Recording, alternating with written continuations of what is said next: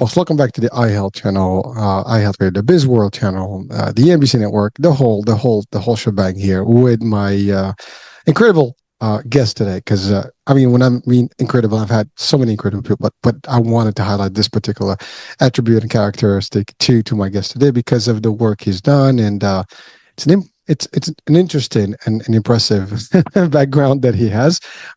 He is a thought leader, an innovator, best-selling author, a podcaster, yoga master. Entrepreneur. If you think about it, he's doing it and he's done it.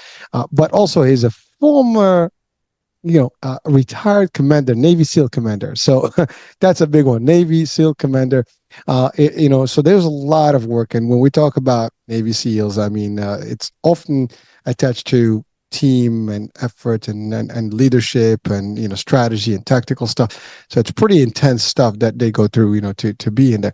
But we got to talk about all that stuff today. He obviously, coaches executives and leaders, and author of multiple books. And we're going to talk about his latest book, Uncommon, which just hearing the word uncommon, you might question what that is all about. And frankly, there's a lot to digest or to break down in that word alone. And so without any further ado, Mark Divine. Mark, welcome to the show.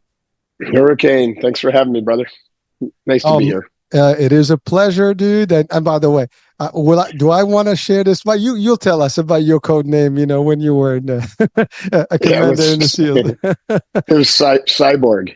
SEALs and pilots always get a nickname, and mine was Cyborg. Hurricane and Cyborg. I don't know if we're doing a good. It's gonna be two of those. It's gonna be brutal. Brutal, dangerous. All right. Well. Listen. So let's talk about your journey. Not everybody makes it to the SEALs, and it's an iconic team, right? Everybody talks about it. Movies. There's real stories about Navy SEALs. Different teams out there, and some are, I guess, more highly than others. But like your journey, just as a background that got you into stuff, and the stuff that you really learned being on a SEAL team, because Sure. A lot of it, one of my former mentors is a former captain, Air Force captain. So different branch and different work, but military teaches a lot of skills, and Right. doesn't matter what branch, control, command, all this stuff. There's discipline, leadership, all this stuff. Let's talk about the journey that got you into it, because a lot of the stuff is applicable to real life. It's applicable to business, specifically, and certainly, your journey to write books and teach and do all the stuff that you do. Right. You also have the podcast that you're out there with talking to people and experts. So let's talk about the journey that got you into this. Well, to the SEALs first. Yeah, for the SEALs, it's kind of an unusual journey. Most of the guys, I train a lot of Navy SEAL candidates. I have done that since 2006, and a lot of these guys come to me and they're like, "Yeah, I've wanted to be a SEAL since I was 12." Right? I watched, I see the movies, and and it's all over the place. Right? The SEALs had this iconic reputation right now, but I joined in 1989. And there was no information about the SEALs, no TV shows, no movies, and it was still a really secret organization. And I didn't grow up in a military family, and I really wasn't interested in the military. So this is kind of the weird thing, right? Anyway, so when I graduated college, I went to New York City to be in business, right? I was in finance. So starting out with Coopers and Lybrand, which now is PricewaterhouseCoopers, one of the biggest consulting accounting firms in the world. And they sent me to NYU, get my MBA, and I was working away, becoming a CPA, MBA, and cranking away. And long story short, because I was an athlete growing up, right? I grew up in a small town in upstate New York, and kind of a chaotic home, right? A lot of trauma, a lot of chaos, a lot of alcohol, and so I didn't have a lot of confidence, believe it or not. I was what I would call a pretty common kid, but I spent a lot of time outside, and I spent a lot of time in sports, and I got into endurance sports, and so this was like the beginning of my mental training. Endurance sports are phenomenal for training the mind, right? You get especially competitive swimming. I was a triathlete, and rowing crew. So I developed a fair amount of kind of mental toughness and grit.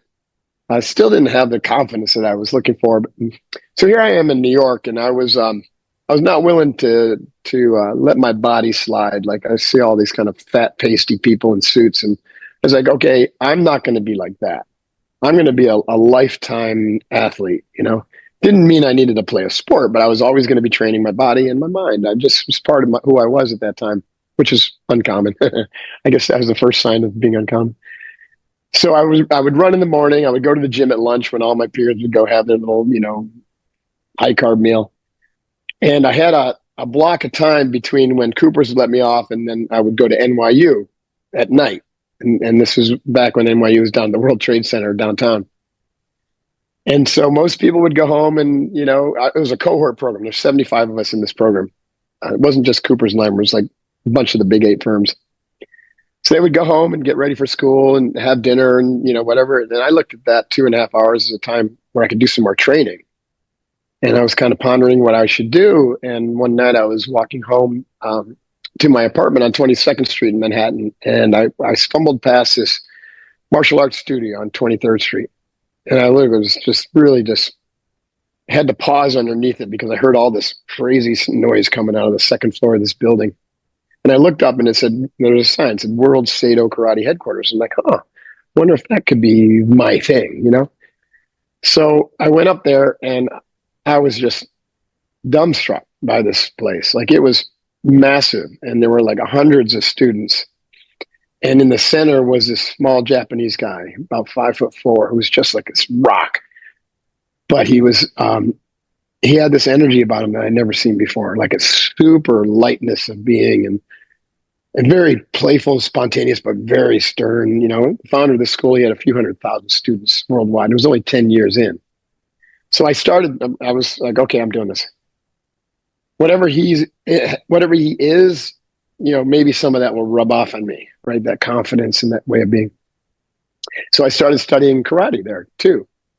So this is while I'm working full time in a new job, getting my MBA at night, getting my CPA. Now I'm also studying, you know, to get a black belt.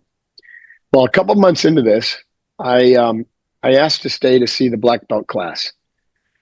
And they said, no problem. So I started watch the black belt class and like, oh, wow, these guys are amazing. You know, there's everywhere from 1st degree to 6th degree black belts from all over the city. And some of them even from internationally come over.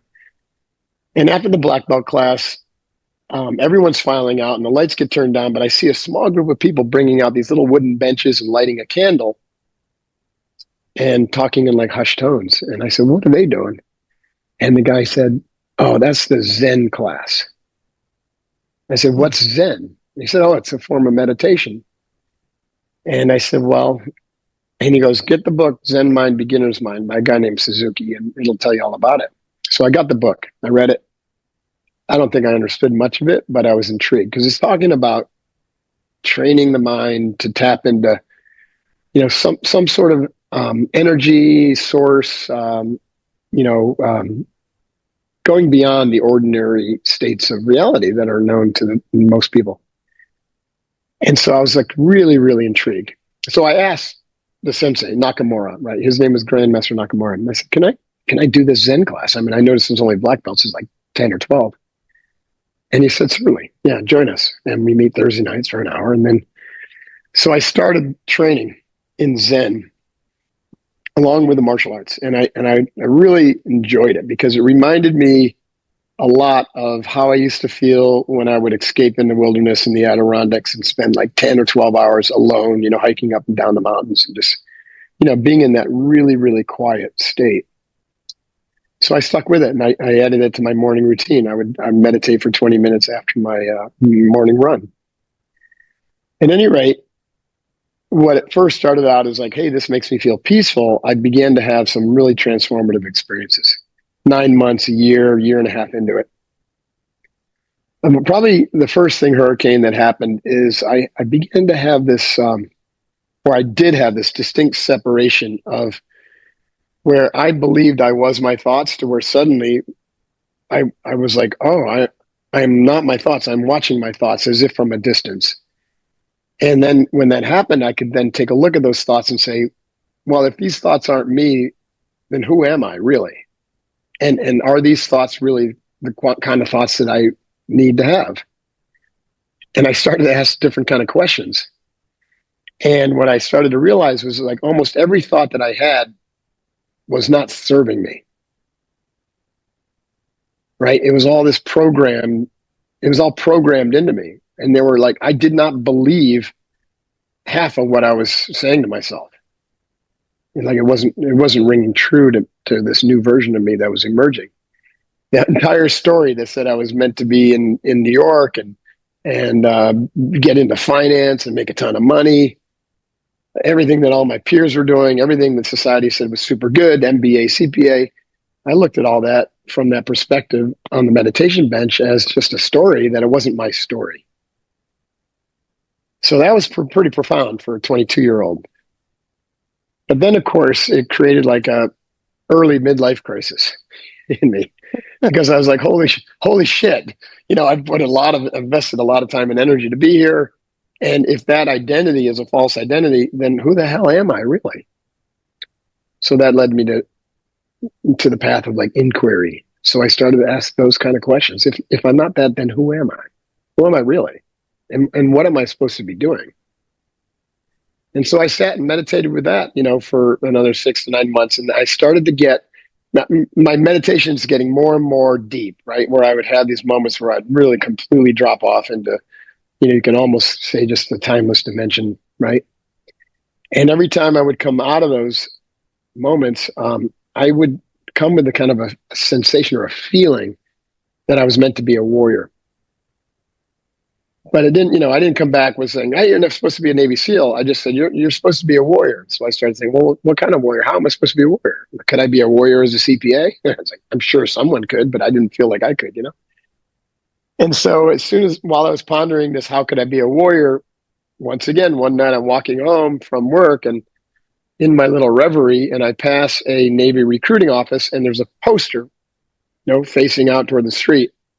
And the top of the poster says, be someone special. And I didn't feel very special at the time, but I was like, that's appealing to me. I would love to be someone special. And the pictures it was Navy SEALs doing cool shit, right? Free falling out of an airplane. They had the little guys in the submarine. They had the sniper in the hide site. It said nothing about the Navy SEALs. It just said, be someone special, U.S. Navy. But right then and there, I knew that's how I was meant to be a warrior. And that was it. Whatever that was it. So long story short, went through the whole recruiting process. They tried to dissuade me. They said, don't do it. They tried to tell me I shouldn't be an officer, but I'm like, I'm going to have a freaking master's degree. They said I was too old. And I'm like, no way. And finally, and I had to go in as a civilian, right? Most officers, all officers, I should say, come from either Naval Academy or Reserve Officer Training Corps, which is associated with a major university. Well, I didn't have either of those.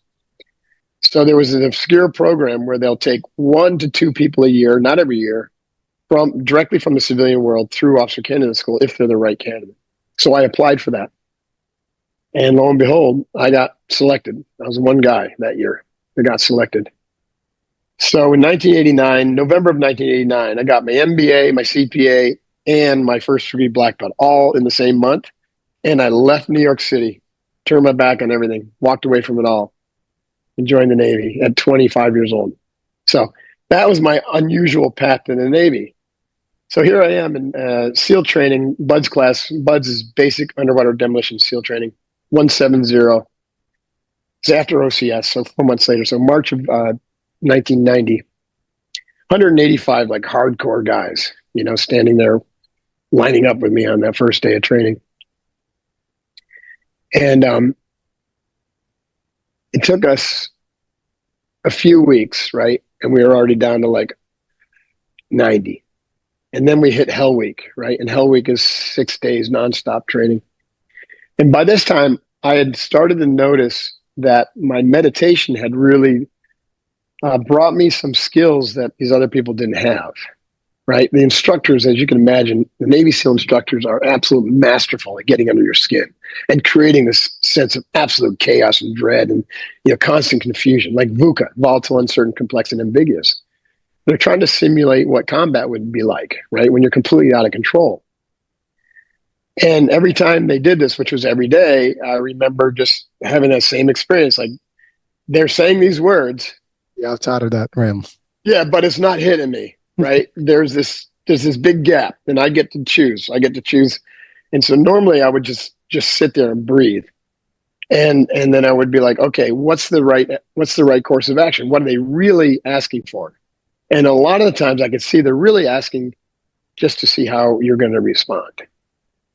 And if I can respond as the calm, cool, collected guy who is turning to his team and saying, all right, guys, because we are organized in small teams in SEAL training, like 7 people, called a boat crew. So anytime the shit hit the fan, I would turn to my team. I said, guys, just pause, breathe, breathe. Take a nice couple deep breaths through your nose. I didn't know then, but that's an arousal control technique, right? Slow nostril breathing, like calms you down, gives you a little mental space. I said, let's figure this out together, right? They're trying to put wedges between us. They're trying to get us out of control. So let's know that we're in control.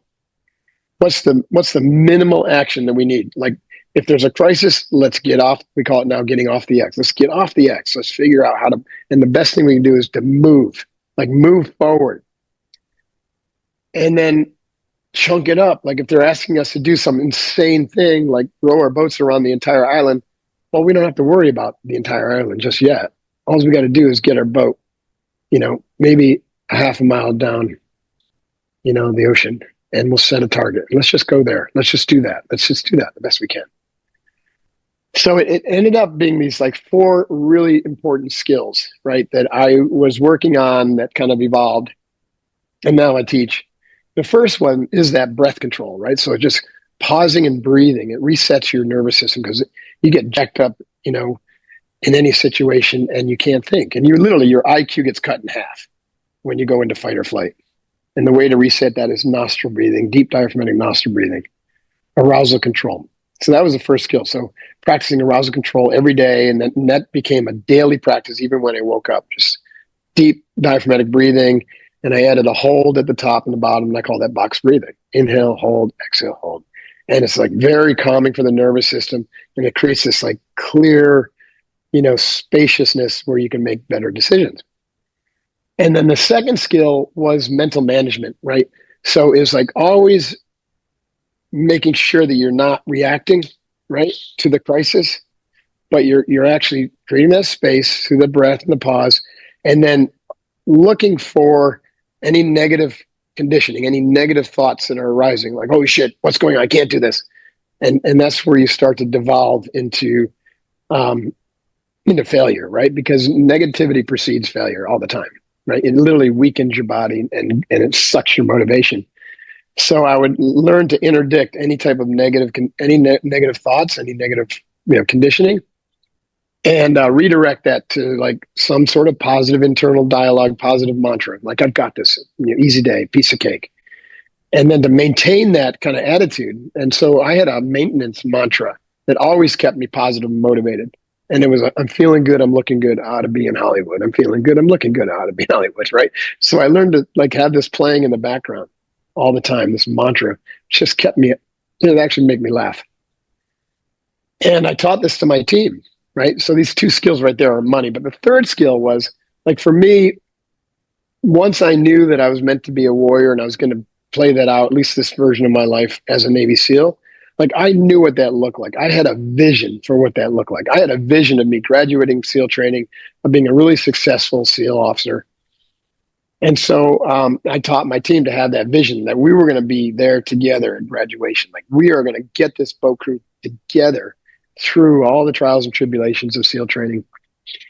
And we talked about it. And so we had this vision that was powerful, that was always with us. So we never forgot like why we were there. A quick, pause. Well, and the last skill, but I'll tell you another story real quick. The last skill is just focusing. I already talked about it, just on one small thing at a time. So if you got to do this massive thing, don't think about the massive thing. Just chunk it down to like little bite-sized chunks and daisy chain those chunks together. So what that does is A, it's easier to think about. You don't get overwhelmed, but B, because you're having these little victories, by the time you're 20, 30, 40% in, you've got so much momentum and so much positive energy because you just keep winning.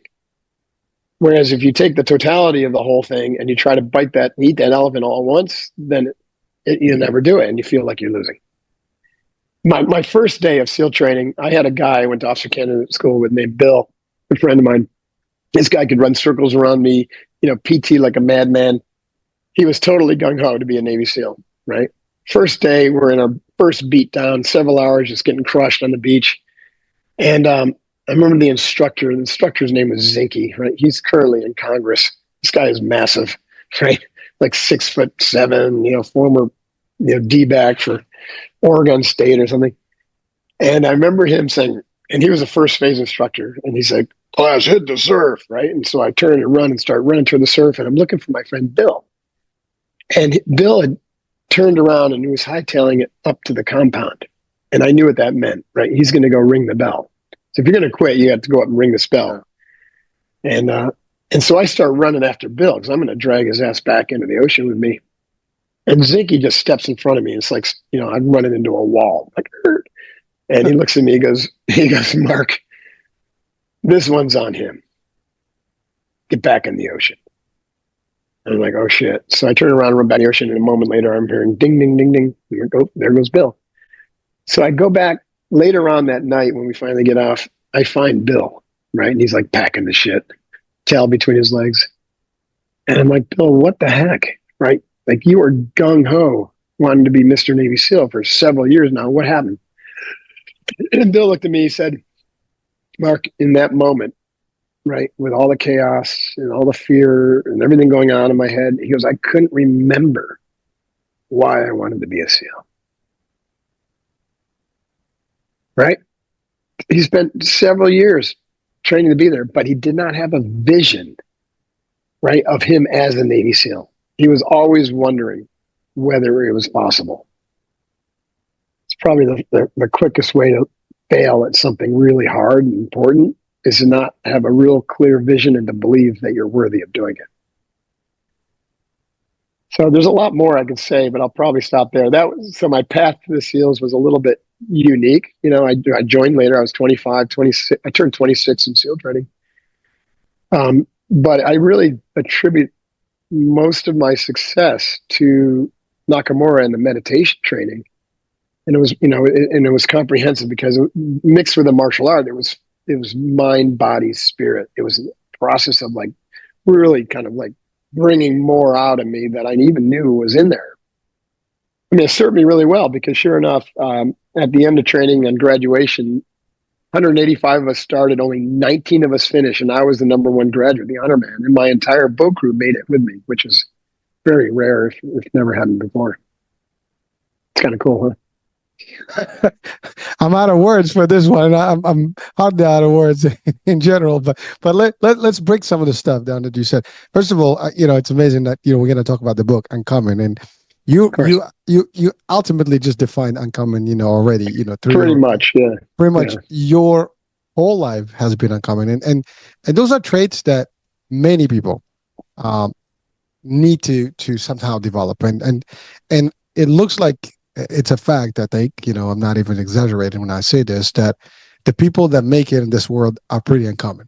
And by the way, this is not taking away from anybody else, but to lead, to be highlighted in this world somehow, you're not going to be doing exactly what the 99% of people do.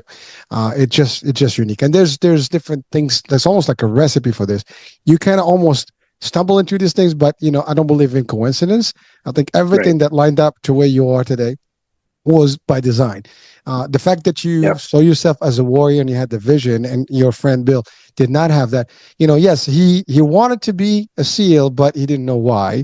You knew what you wanted to do at any given moment in your life, although there was a point where you were doing the school, but you were doing the routine. Yeah.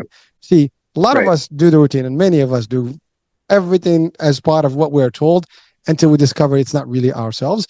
And I've had so many discussions about, that is a fact, where people, they get to a point in their lives like, wait a minute, this is not it. This is not what I'm meant to be.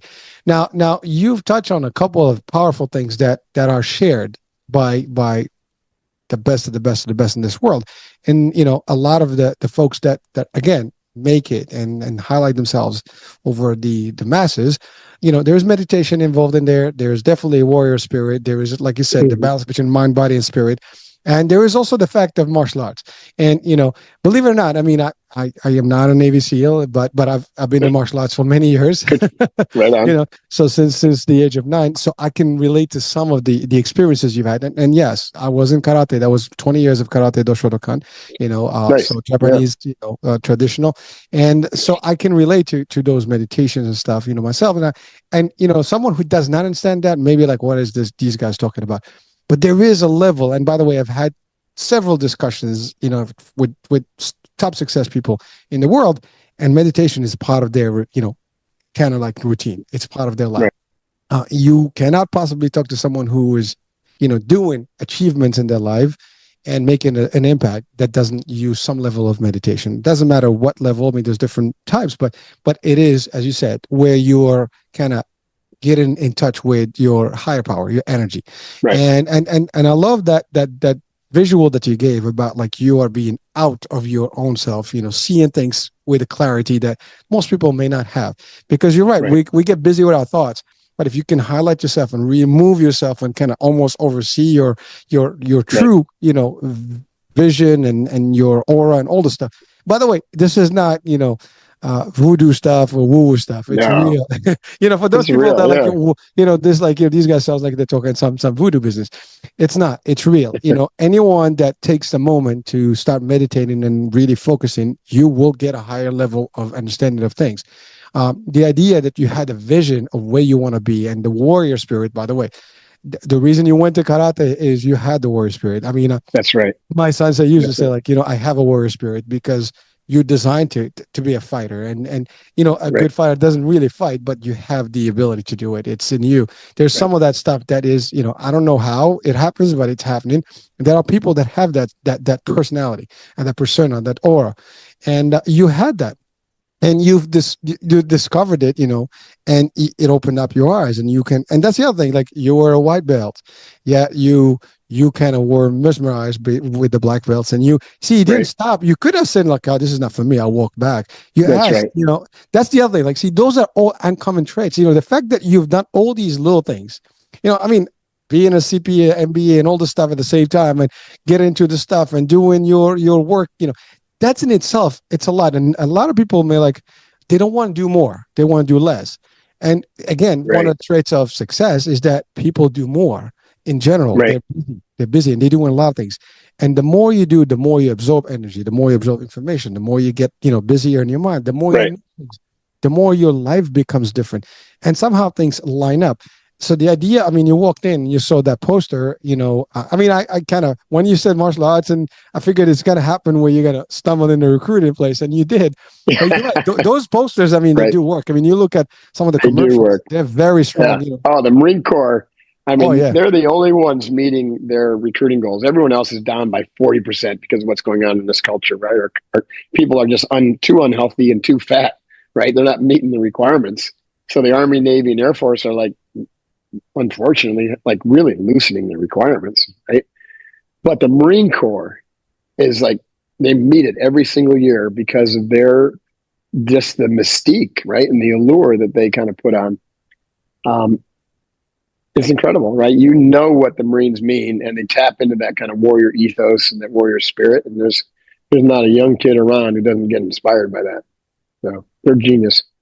Well, they are, but again, I have to say, like, all when you watch a commercial, like, any military branch, a commercial. I mean, they're pretty, attractive. Like, you want Yeah. to be. Well, I mean, whether it's your career path, and that you have this great responsibility in a person and stuff, it just changes. Now, of course, you went to the probably one of the highest level, units in the world. I mean, when you Navy SEAL is known to be, like, I mean, you have the Rangers in Right. one, so you have different, branches of special ops in different, teams or different branches.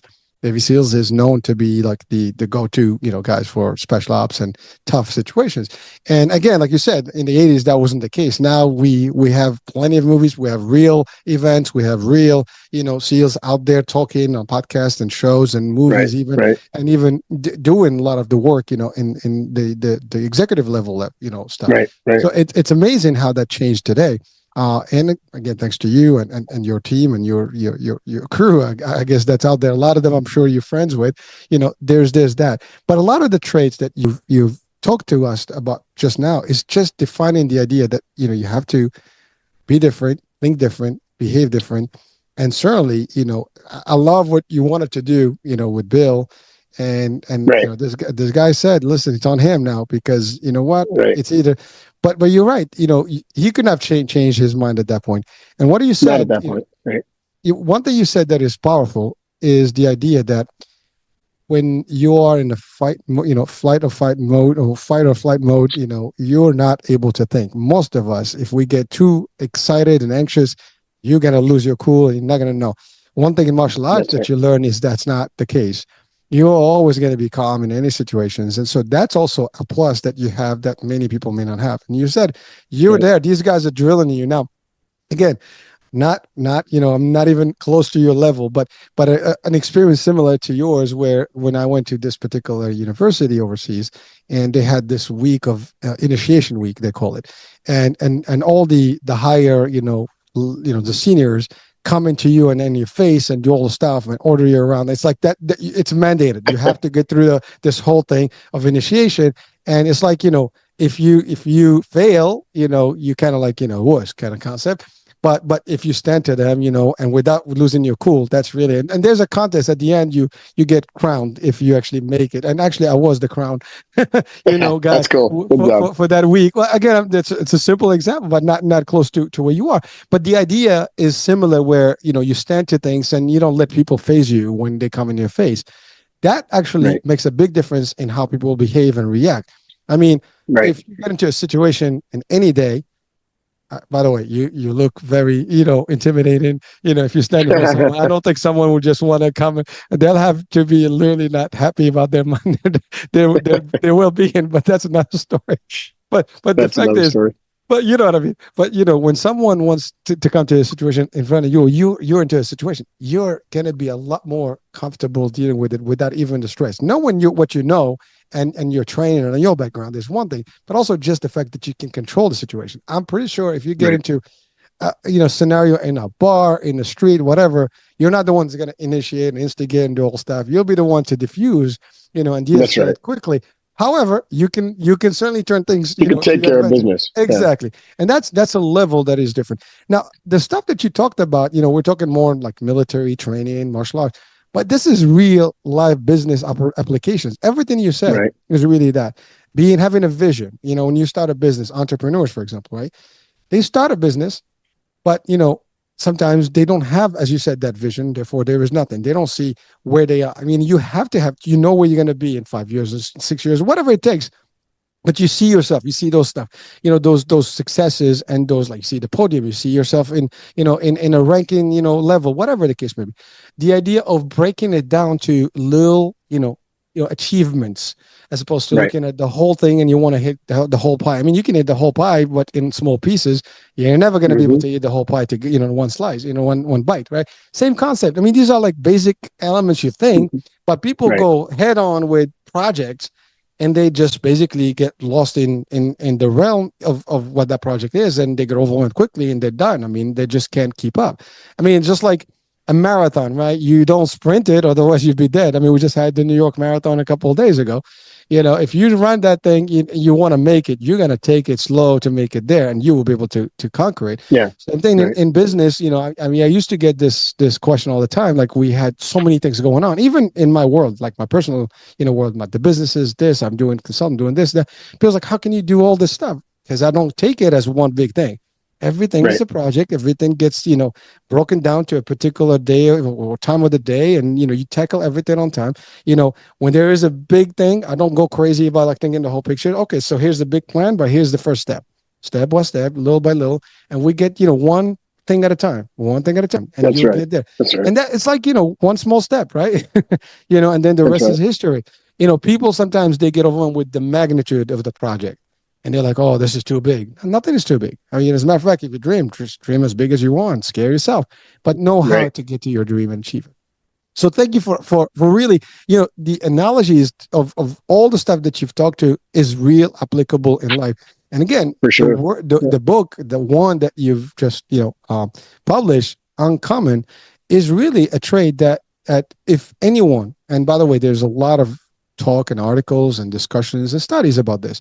You need to be able to highlight yourself, whether it's your look, whether you feel. You don't have to be subjected to what everybody else is doing. You're not everybody else, and that's a No, big that's common. That's common, right? The whole exactly. point about uncommon is and by the way, the subtitle is simple principles for an extraordinary life, because as you just pointed out, these are simple, but simple is not easy. Hmm? And we used to say that in sales. We want to get the simplicity, but simplicity is not easy because it requires discipline. And so I break the book down into these 5 sections, and I call them the 5 mountains. And this is like another analogy. In the SEALs, we say, okay, we earned something after graduation called the Navy SEAL Trident, right? It's the gold pin that, most people don't know what it is, but people that know it, like, they're like, whoa, that's a Navy SEAL. And it's got an eagle on it, and it's got a flintlock pistol, and it's got the King Neptune's trident. And the eagle actually the whole thing was designed by a Navy SEAL a long time ago, and the eagle was ripped off from the Budweiser can. So we actually call it the Budweiser. It makes sense, right? Because, beer and Navy SEALs go well together, right? At any rate, so that whole thing we call the Trident or the Budweiser. One of our ethos is in the SEALs, but you got to earn your Trident every day, right? You can't rely on yesterday's accomplishments. When we first ran into the Navy SEAL training compound as an ensign, and I remember very first day, we're jogging in there, we're going to get our asses handed to us. This is before Bill quit. There's a big sign up there that says the only easy day was yesterday. The only easy day was yesterday. So it's kind of the same thing. So earn your Trident every day. Today's the day. Today's your day, not yesterday. Excuse me, and not tomorrow. I picked up a little cold last weekend. Sorry about that. Well, talk about a mind game. I mean, that's a powerful thing. I mean, here you are doing this crazy training, and you look at that sign. That would beat anyone that is weak-minded. I mean, just looking at that, like wait a minute, because I did a lot of work to get here. Doesn't that count for anything? Nope, doesn't matter. Today is your day. So what are you going to do? You got to put out. You got to earn that Trident. So I carry that, of course, into my life after the SEALs, and I started training other Navy SEALs, and I started a program called SEAL Fit to train. I wanted to train other SEALs how I did what I did, and so I taught them those skills that we talked about earlier. But I also taught them a developmental model. So, okay, we got to earn our Trident every day, and in order to tap into your fullest potential, you can't just work out, right? And that's what they were doing. They're just working out harder and harder and harder. And I said, first of all, you're going to injure yourself. So you need to balance the hard and the soft, the yin and the yang. And you know this from the martial arts, right? There's hardcore training, and then you sit and meditate and stretch, right? And there's downtime. You got to take them both. It doesn't have to be equal time, because the hard is stretched out in linear time and space, whereas the soft is like you want to go in, like inward, and tap into that nonlinear field of just pure potential, where all creativity comes from, spontaneous knowingness, insight, and intuition. And so I taught them that through this juxtaposition of hard and soft. We go out and have the hardcore freaking 2.5 hour bone breaking workout. And then I would take them into the yoga room, and we would breathe and meditate and stretch. I taught them yoga, but I learned pretty early that I couldn't use any yoga terms. So I called it taking the foo out of the kung fu. I would just strip all the fancy, kind of mystical terminology. And that's why I called it box breathing. I didn't call it pranayama, and so over the course of 30 days, I would bring them in for 30 days. They would live with me. I'd have like 12, 15 guys. And think of it like a Shaolin monastery for special operators. We train, you would love it, Hurricane, you would have loved it. We trained from, like 5 o'clock in the morning till 10 o'clock at night. The graduation ceremony was 50 hours of nonstop training, no sleep. And that was to simulate Hell Week.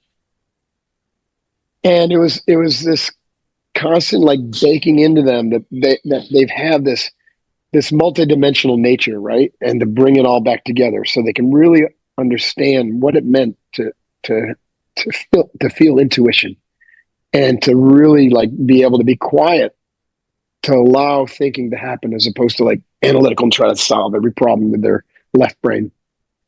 And these guys went when they went to SEAL training, 90% of them succeeded. Contrast that with the 90% fail rate for everybody else. So the SEALs, it took a while, but when these guys started cycling back in to be instructors, they brought basically the unbeatable mind principles into SEAL training now. And so now the SEALs teach these skills, which is great for our nation, right? They certainly didn't teach them when I was there. I was just like, I was trial and error, right?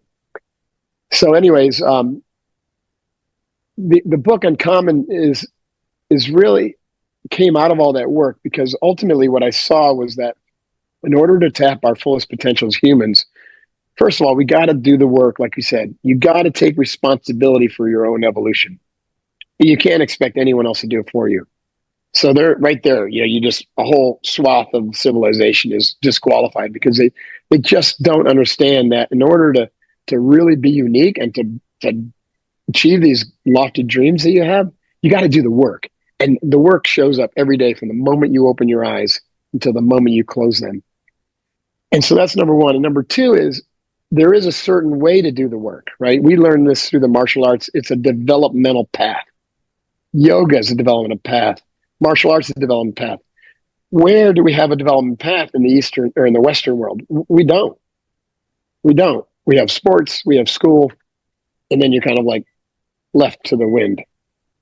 So I wanted to bring a developmental path as I had experienced it or understood it that from Nakamura with Seido, which is an offshoot of Shotokan, by the way.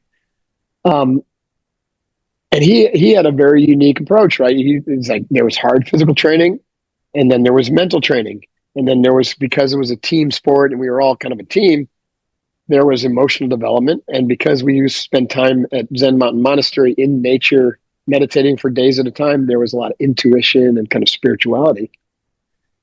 And so when I built the program for the SEALs, I said, okay, this is multidimensional. And I called it the 5 mountains. Physical, we're going to do physical training, we're going to do mental training, we're going to do emotional training, we're going to do intuitive training, and we're going to do spiritual training.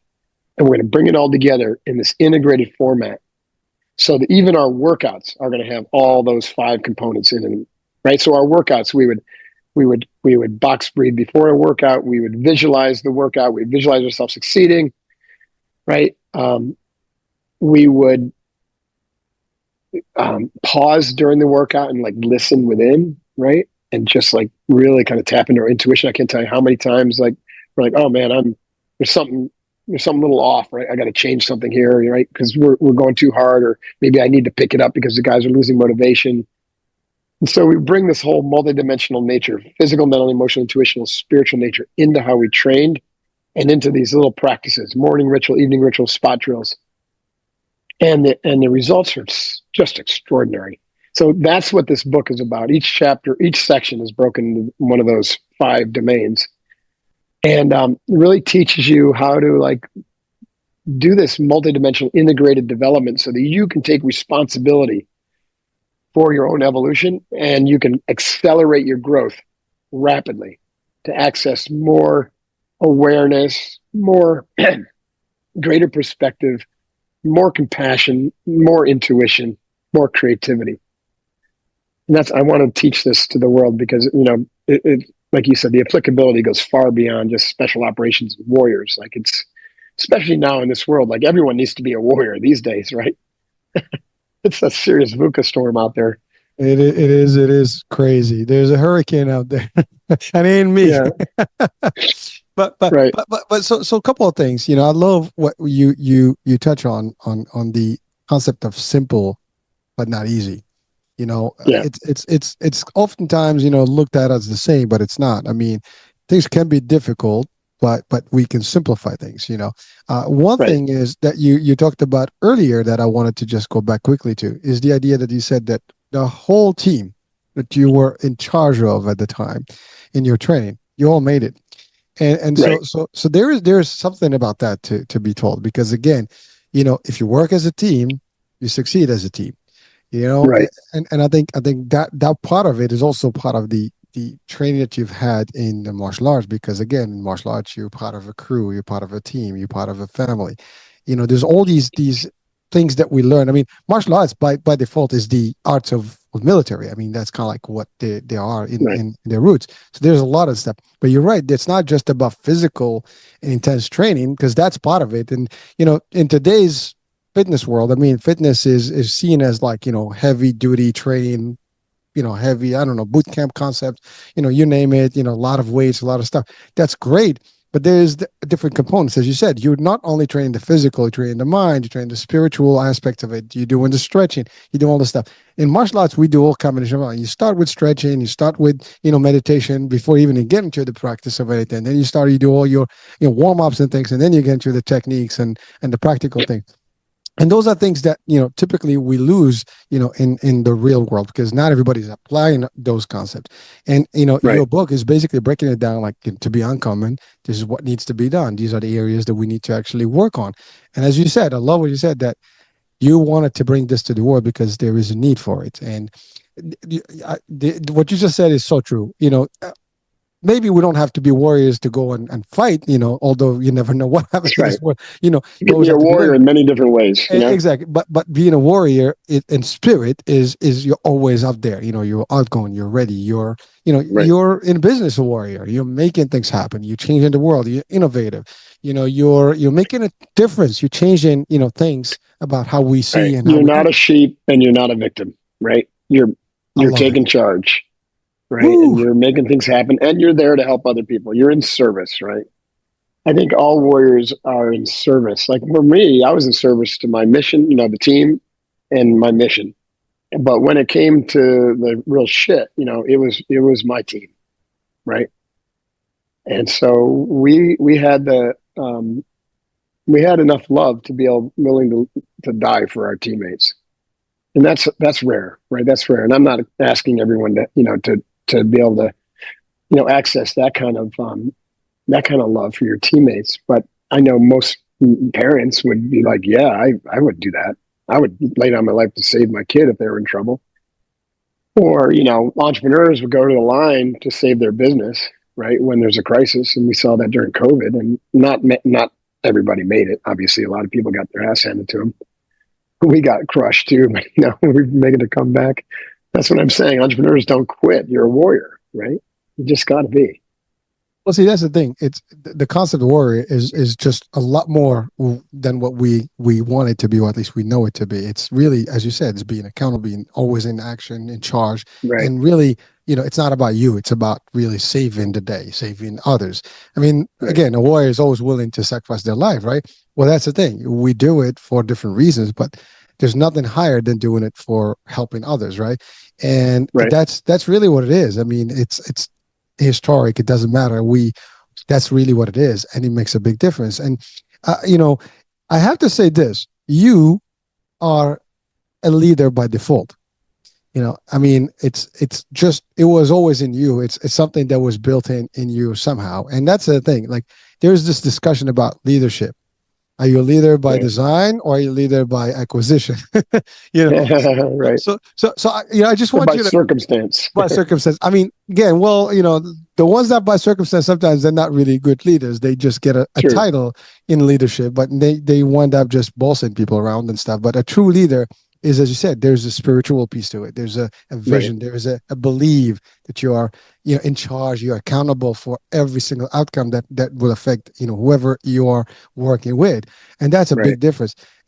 Can you just maybe expand a little bit from your perspective on leadership, just to bring it out to people? Because, I Yeah. mean, we have you here. I mean, you have the highest, I mean, you commanded, some of the top teams in the world, and so what does it take to be a true leader, whether in military or in business? I mean, Sure.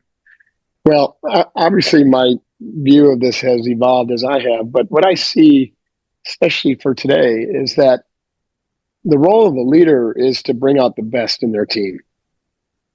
And in order to do that, they have to have abject humility, right? And so this is what I saw in Nakamura when I walked in there. Like, what I saw was a grand master with hundreds of thousands of students, right? He didn't need anybody. And yet he cared about everybody. And it wasn't about him, right? So every action he took was in service I remember the reason he started Sado. He was actually, the lineage from Shotokan. Like there's Shotokan, then there was something called Kyokunsai, right? Kyokunsai was started by Masayama, and it was I think an offshoot of Shotokan. And Masayama was badass, and he was famous for cutting the horn off of a charging bull with his hand, right? So he had developed these kind of hardcore powers that you can develop as a martial artist or as a yogi. That if you train doing something for 30, 40 years, you can do things that most people think are impossible. In fact, I saw Nakamura display something similar in Madison Square Garden demonstration, right? All sorts of karate stuff going on. His thing was he walks out and there's these big blocks of ice stacked on each other, like 5 blocks of ice with like a little wooden peg, between them. And he stands before this in a meditative stance, right? You got to remember, the guy's only 5'4" or 5. And he's just standing there. And then all of a sudden, like you couldn't even see him move. He moved so fast, but he just goes like this. And he smacks his forehead on the ice. And all 5 blocks just go crumble. And he just walks away. That's a city. That's a special power, right? It's amazing. So, yeah, but again, it wasn't to prove that he was anything special, because what he did walk away to was sign autographs for little kids. He was so humble. Excuse me. I hope we can edit that out. Get it out. So humility and humor, right, go hand in hand, right? The same root word, just like human. It means close to the earth, and it means like real. So a great leader is someone who has really cultivated like true humility, not false humility. False humility is like toxic positivity, right? Bullshit. And you can feel it a million miles away. True humility is when I call it staring down the wall. It's when you've looked at your fears and your biases and your traumas that you wear on your sleeve, but you're completely ignorant of them. And you do the work, right? You do the work. You're willing to be called out. You're willing to be the one that's not right all the time. So you just give up all the isms, perfectionism, your judgmentalism, righteousness, and you show up with an attitude of humility and humor. And they're like, okay, team, like, here we go. It's another day. What's the world going to bring us today? What kind of great, what adventures and challenges? We got a guest. This is the real star. Oh, listen, beautiful. Isn't she beautiful? Yeah, she's still a puppy. Yeah, so that, I think, my last book was called Staring Down the Wolf. And that was the whole thing, is like, you got to stare down your fears, and you got to be authentic, and you got to, show up just in total service to your team. And if you can do that, it doesn't matter if you don't have the greatest strategy, because your team will come up with the greatest strategy. And it doesn't matter, if you're not the expert, because the team will become the expert. Right? And the power of the team is going to be so much greater than any one expertise on the team. To me, this is the fundamentally most important skill for leaders in this day and age. And that type of skill is all found through inner work, the type that we've been talking about today. Right? You're not going to go to some ropes course. You're not going to go to some leadership where you're going to learn some new communication fancy skill, right? Or, how to do agile leadership. This is all found in cultivating stillness and silence, and really like staring yourself in the face, like we do with meditation, and asking those dangerous questions, like, who am I really? And how am I meant to serve? And how can I be better? How can I be uncommon? Right? The answers you get in stillness are never the ones you're going to get if you're in your rational mind, right? In your ego mind. I'm listening to you, and, I want to just throw this to our audiences right now, is that what you said is so profound, but it is real, and it's a fact. And by the way, when we talked about uncommon as being your highlighted from the 99% of people, the key here is that everyone can be uncommon. And that's the thing. Like, it's not like it's for a certain elite group. No, it's everyone's birthright, but you just got to believe it, right? Well, you got to discover it, and you cannot do that without, as you said, staring the wall, asking the tough questions. I think the problem that we have as humans is that it is when you start asking the real questions, as you said, who am I, what I'm doing, what is my purpose, and so on and so forth. You start facing realities that you might not want because it comes with a burden, accountability, work, as you said, you got to do the work. And most people don't want to do extra. They might be comfortable. The comfort zone is something that we hear all the time, and sometimes if you want to get to the uncommon, you have to get ready to be comfortable with being uncomfortable. That's right. And it's not always that simple. I think that's the issue. So whatever we say here is not that people are superior than others. We all have the ability to highlight ourselves. And we see this in tragedies, and we see them in disasters where people kind of like all of a sudden become heroes, right? Because they have what it takes, but they develop that, that person comes out of them. There's something in them that was triggered, but not everybody triggers that. Your books could be, and your work is really helping people to maybe highlight and extract that from people, from themselves. Now, I think we gotta do this for ourselves, folks. If you're watching or listening, ask the questions as to who you are, as to what is your purpose. Maybe you're not doing the right thing, and many people discovered that at a later time. You said you had a early mid crisis, life crisis. Some people have that way late in the game, but it's never too late. But it's never too late. At the same time, if you're in your 20s or 30s, like, why wait, right? Why wait for the breakdown? You can figure this out by going within. And if you're, in your 40s, 50s, or 60s, and you're thinking, well, maybe I've missed the boat. No, today is your day. The only easy day was yesterday, right? So forget about the past. The point is, what are you going to do about the future? And you can create the future that you want, regardless of your age. When you uncover that clarity around your purpose and what your real big thing is, your one thing mission, I call it, man, you got all the motivation in the world. Like you can't fail, right? Because you are really clear that that's the reason you're here and that's what you're meant to do. And back to you, I love what you said. We say that all the time. You got to get comfortable being uncomfortable. But the interesting thing is, when you begin to do that, like you find something that's uncomfortable for you and you just kind of edge toward it, right? You move toward it and you sniff around it and you get a little bit of a taste of it. And suddenly the discomfort starts to go away and then it becomes fun, right? And playful. And then you get to look at the next uncomfortable thing. And you just keep doing this until like it's very little that makes you uncomfortable.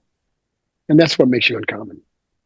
Well, thank you, Mark. Well, one thing that you also highlight that I would like to just to kind of push up a little bit here on the discussion is the idea of, you said a few times, and it is an important piece that we want people to really hone in and take it, to the bank. The idea of yesterday is gone, and the work that you've done yesterday, good or bad, whatever it is, it's gone. Your best example, you did your best, you were killing yourselves, and then when the first daylight comes in, it's like, forget yesterday. When are we going to put you to hell again, and beyond? Well, that's the same common thing. A lot of people are so disappointed and so tired because they still live in the past.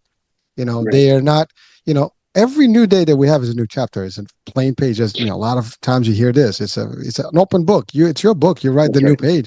But yesterday is gone. What the unfortunate case is that people are like dwelling on like all the wrongs and even the achievements, like sometimes we live in our achievements in the past. Well, that's the past, you achieved it great. Can you keep up with the achievements on a day-to-day basis?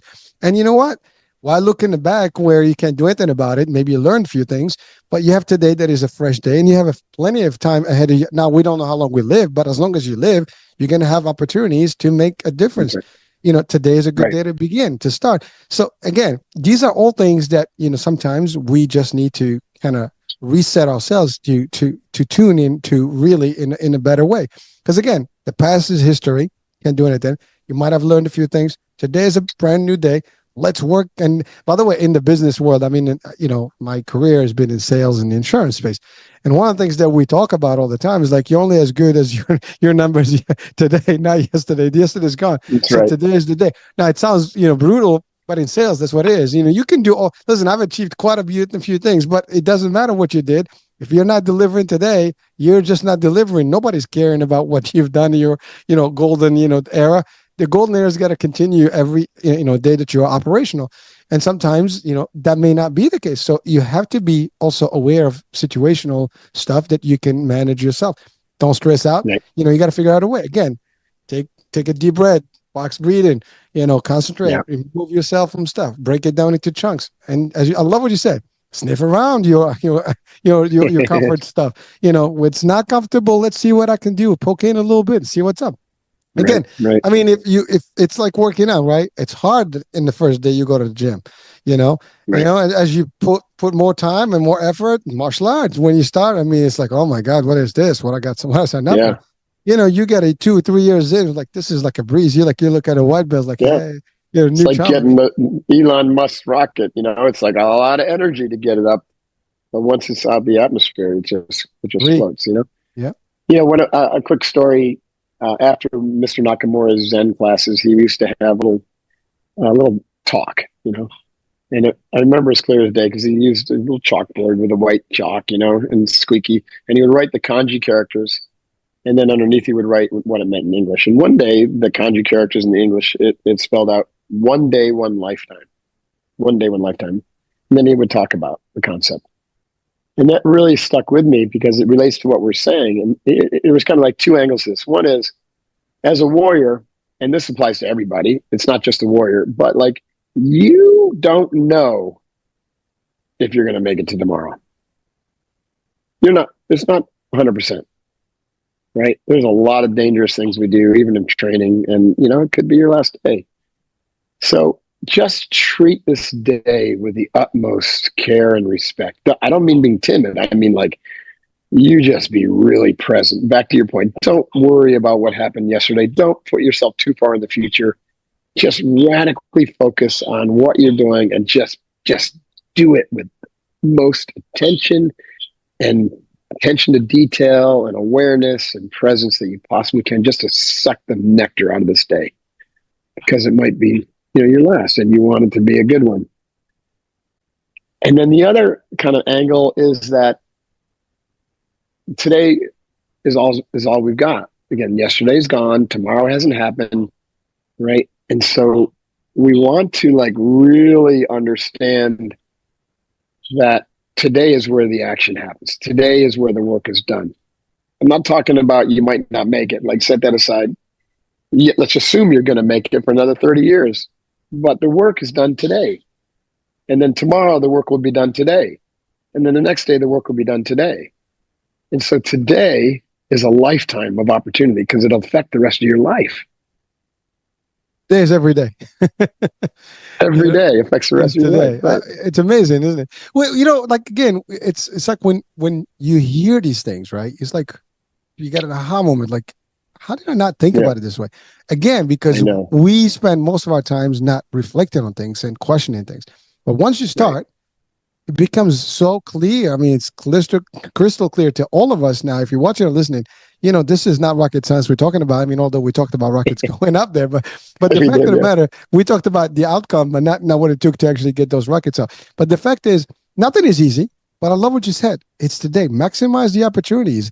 Again, one day, it's like for every success we have to till to this moment that we are on this particular show, the successes and achievements that have happened in this world happen with someone in one day, in 1 minute, a day.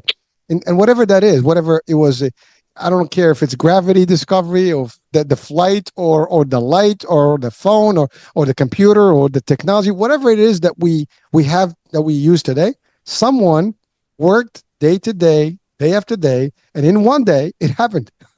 After years, it was created. That's right. It got done in one day. Not, of course, the work was done, but every day they woke up, they were at work trying to figure this out until it happened. And like, we did it. And that's exactly what we can all do. Any one of us can have that same moment. Today is the day I'm going to do something. Now, the day ends, nothing happened. Well, there is a few things that happened. You've learned a few things not to do and few things that you can do better. Guess what? You apply that concept the next day and voila, you're good again. And you go at it. I mean, again, when you train, you've done martial arts, right? So that, for example, people make fun of katas, right? What the hell are those katas? it's really a practical way to practice your movements and stuff. When we actually put them into real action, they work. They're not going to be as Right. stiff as you see them in Right. demonstrations, but when you apply them with real movements, with real, and defend yourself, they apply. Actually, there's a real application to them. When you talk to, for example, today BJJ folks, right? They they work hard for those moves to actually be so fluid and be able to move Yep. them. If you watch a BJJ move instantly and you never done BJJ and you want to try the move, it's not going to look as fluid as when it's Not going to look like that. No, example. I mean, not at listen, all. we used to have this joke, like, the most dangerous martial artists are the white belts, not the black belt, because That's right. because if you get in a technique with a white belt, not that because they don't know, they use brute force to apply the technique, not the technique and the format to actually make it work. As you practice more, it becomes easier, right? So you can move quicker and you do it better, and it looks flawless, It looks fluid. But that's all there is. So it takes practice, to make it perfect. And that's exactly about life. We don't. I mean, that's where the old saying about wisdom, right? Wisdom comes with time. You can't be wise when you're just born. I mean, you haven't Right. learned enough. I mean, you might have some wisdom in you, but you have to. Wisdom is earned, not learned. I love it. See, that's Yeah. we gotta have to margin, put a trademark on that or something if it hasn't been. Straight. All right. Well, That's awesome. listen. Well, I mean, we can talk for hours here. I mean, you just, Yeah. you got so much to offer to our audiences today. Now, you actually written 6 books. You mentioned 2. If you name the other books, and also where can they, get access to them? Sure. Yeah. Well, And how they're can all on people work with you? Amazon. Okay. Okay. Awesome. Yeah. Uncommon, right? That's when we're talking about staring down the wolf, like my wolf dog here. That's my book about like really developing humility and leadership and bringing out the best in your teams. My book, Unbeatable Mind, is my training philosophy. It's the whole philosophy of the 5 mountains. And, in a way, Uncommon is really like a deep dive on the 5 mountains, but I introduce a lot more in that.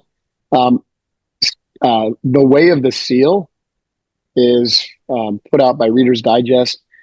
That is kind of like if you want to be a badass and learn to lead like a Navy SEAL, but with these principles baked in, kind of what I was teaching the Navy SEALs, that's what that book is about.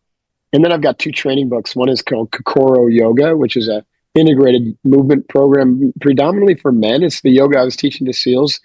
I had to like do it a little bit differently than what you find at like core power yoga or some stretchy bendy thing, because a lot of guys weren't attracted to that.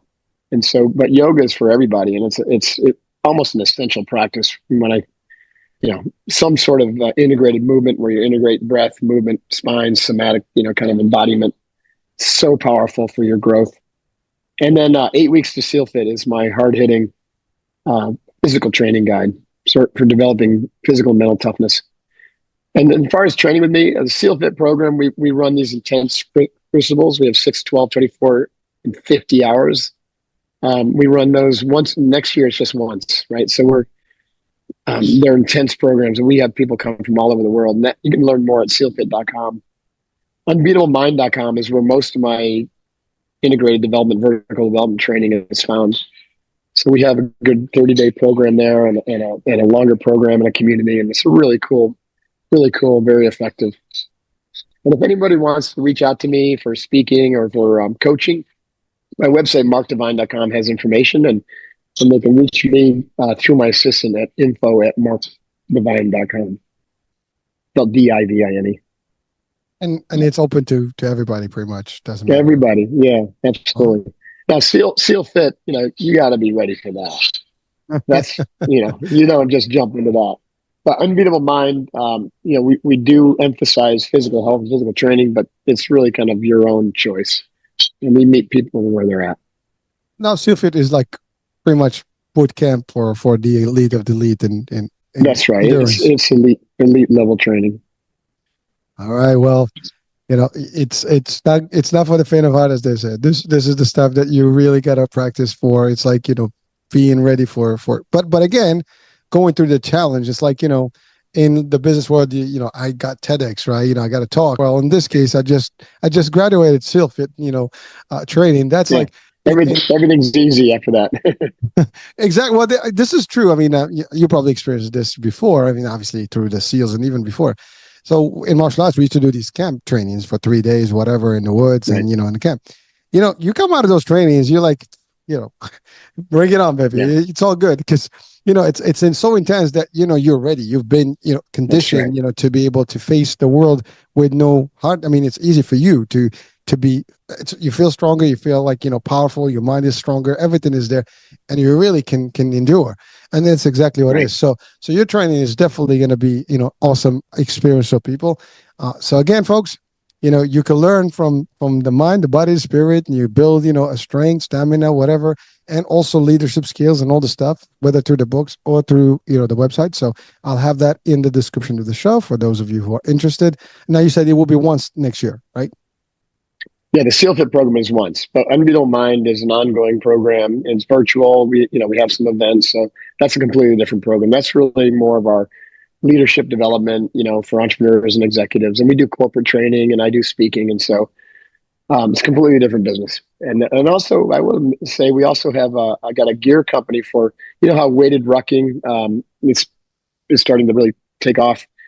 We have a gear company called bruteforcetraining.com, and we sell these incredible rucksacks for weighted rucking and weight vests and sandbags, austere physical training to really hone your physical and mental toughness. And this is just incredible gear, all made in the USA. So that's another great place if you're looking to get busy and All to right. change up your workout, then you'll get some gear at Brute Force Training.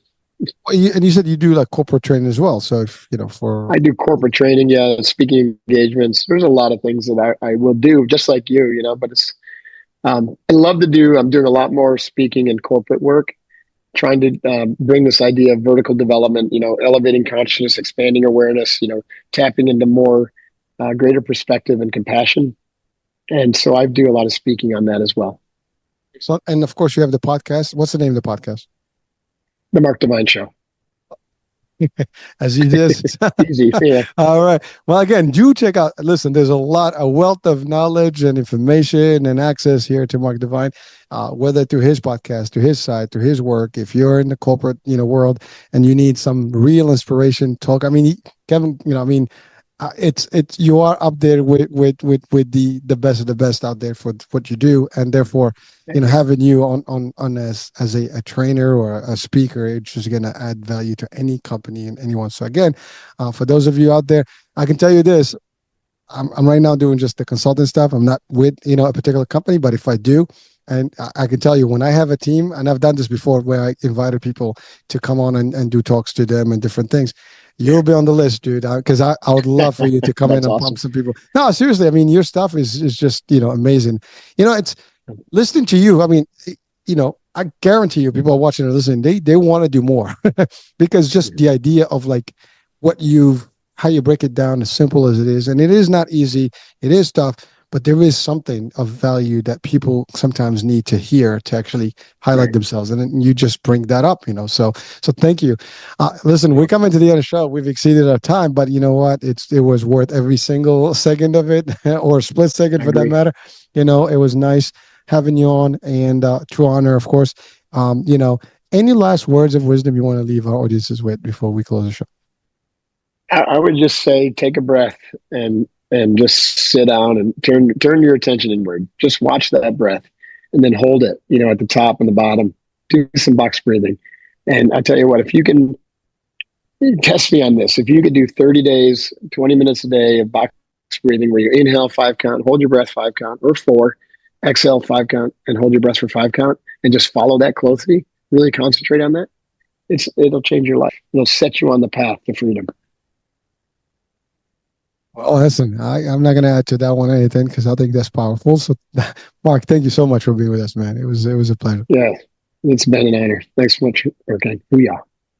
Yes, sir. Well, all right, folks, this is it. Hope you enjoyed the show. Hopefully you enjoyed the discussion. Do check out the websites and all the information that will be attached in the description. That's it for us. I'm Hurricane H. We'll be talking soon. New day, new show, new topic, new guest. Bye for now.